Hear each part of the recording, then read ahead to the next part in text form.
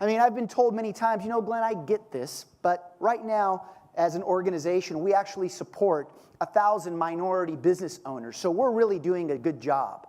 And my question is, what does that mean when you say that you're supporting them? Are you providing sponsorship dollars, or you give them the opportunity to have them involved in your innovation labs?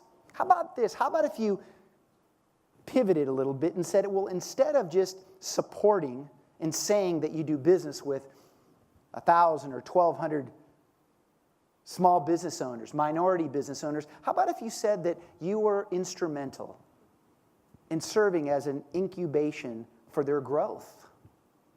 Because in the end, this cultural demographic shift represents opportunity for economic growth and global intelligence and global competitiveness.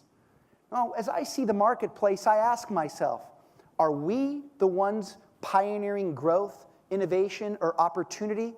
Or is the global market dictating our agenda? Think about that.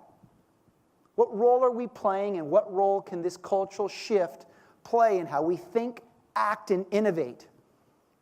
So we must continuously be in course correction mode, right? Because this opportunity is fairly new, and it's coming up upon us very quickly.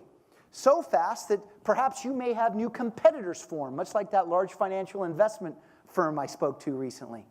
Because many companies have decided that, well, I may not build the model to best serve this shift. I'll just go buy it. So for mid-cap companies, that's an opportunity. Because there's growth in this market like never before, and the purchasing power numbers show it. It's all about getting the full potential of your people and those relationships and strengthening your ecosystem. And it's recognizing that there's three things we must either keep, stop, or start doing. And the first thing we need to keep or stop doing is creating tension unknowingly because we're not making the right investments or taking the time to understand what this cultural shift means to our business.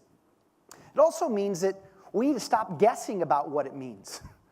I mean, oftentimes, especially at the C-suite, there are some preconceived notions of what this cultural shift means because it's viewed more like a cost center than a profit center.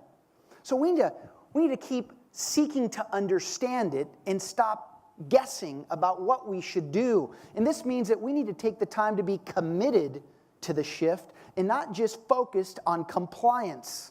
There's a big difference, right? Big difference between making a commitment to serve it and growing your business around it rather than just being compliant to it. And when you're compliant, you can't commit to reinventing your business model to support it. But we also need to start thinking about our best practices and start creating new best practices and standard operating procedures to start becoming more intelligent about this unique opportunity. And we need to start recognizing that culture defines this shift, and it influences how the people that make up the shift think, act, perform, and are motivated to buy. And again, you've heard this a few times now. We need to stop thinking about this shift as some diversity strategy that rests as a line item in our budgets as a cost center and start viewing it as a profit center for growth, the development of new products, closing those opportunity gaps that are apparent across all industries. And then we need to start thinking like thought leaders. You know, I've often said during times of change management, that's when the C-suite needs to start being part of the conversation.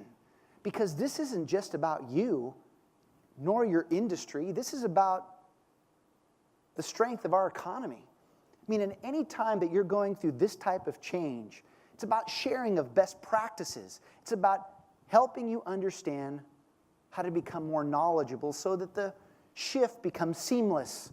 It doesn't seem so big, but something that's manageable.